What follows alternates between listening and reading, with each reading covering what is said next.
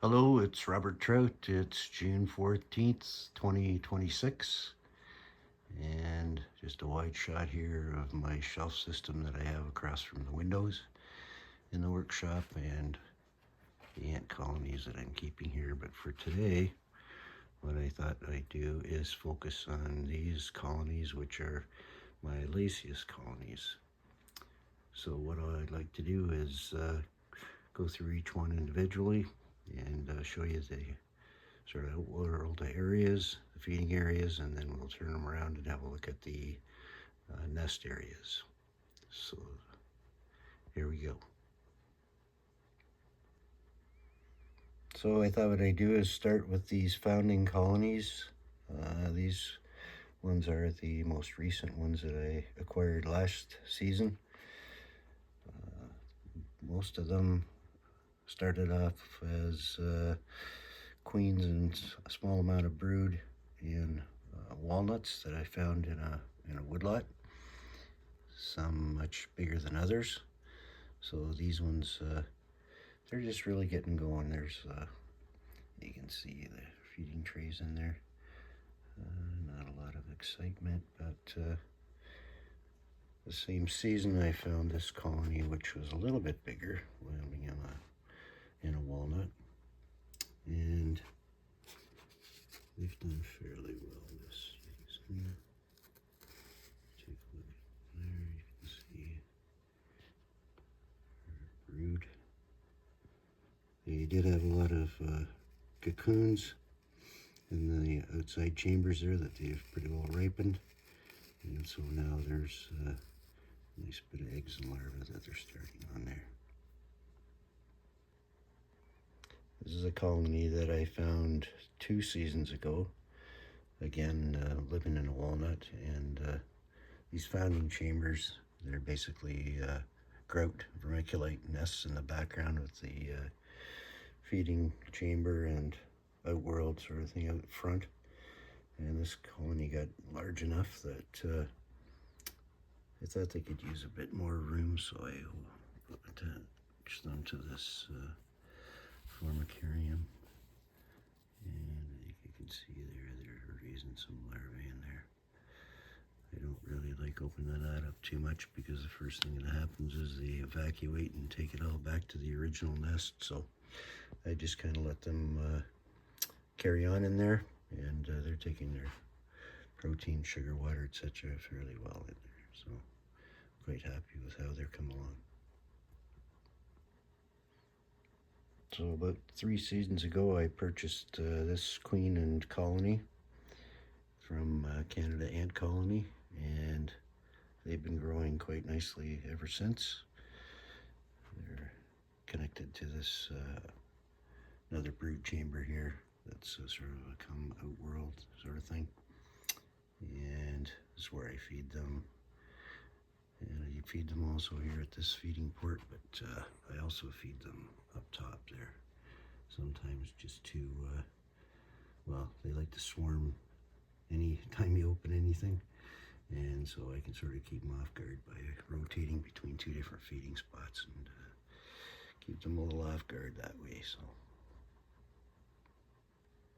So let's take a look at this colony from the back. I haven't seen what's going on back here since I took them out of diapods, so we'll see what's happening back here.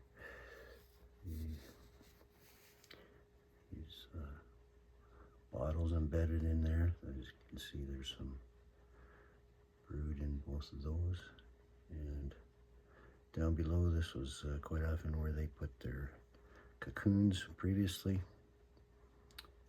They're pretty sure that the queen is in there. They're dug in there pretty well underneath that sponge, and I'm sure she's hiding in there somewhere.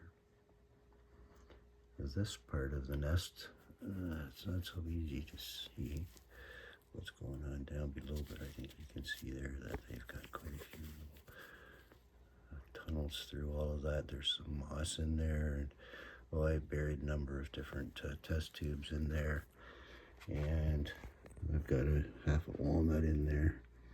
Lots of places for them to put their brood. Let's get really brave here and just take the lid out of this for a second.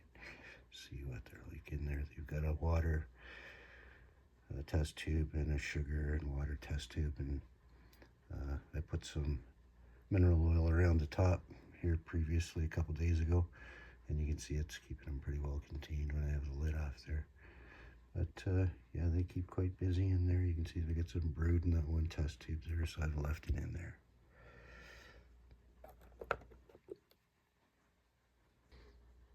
This neonidra colony I found in a walnut about 3 years ago, and this is the founding chamber that I started them off in.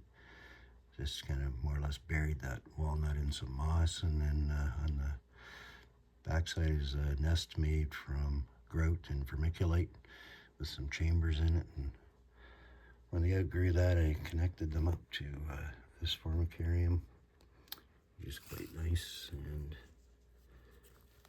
see what we're doing today here. They still got quite a bit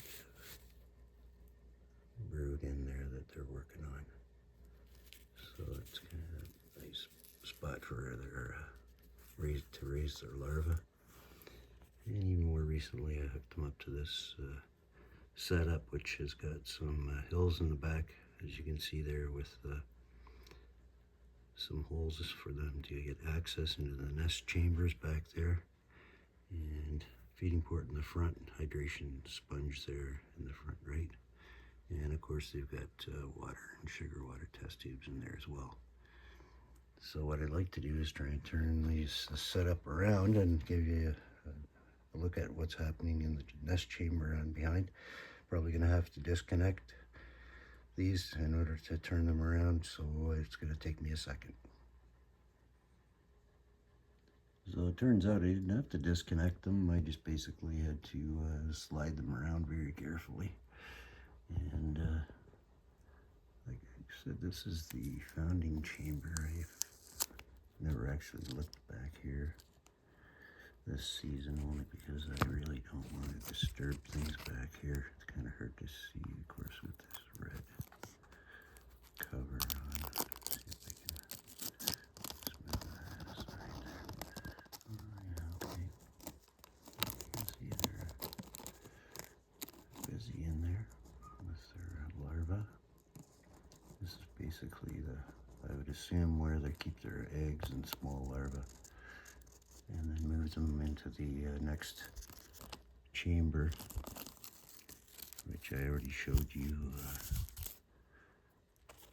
just to do some growing. And you can't really see much in this one from the back. Let's have a look at the next chamber. This is the last chamber. Again, I haven't had a look back here since. I'm taking them out of diapause. I'm not sure exactly what we're going to see back here, but I've got a red cover on them. I'm not going to take this one off, I don't think, because it's a little too difficult. But anyway, there you can sort of see there. You've got cocooned, by the look of it, in there as well, larvae in there. So they've got their brood pretty well spread out through the whole system. So I think they're doing quite nicely. So that's my Lasius colonies. I think probably Lasius neonidra is most of them. That's what they are. And yeah, we'll keep an eye on them throughout the season and update you regularly on their progress. So until then, see you later. Bye.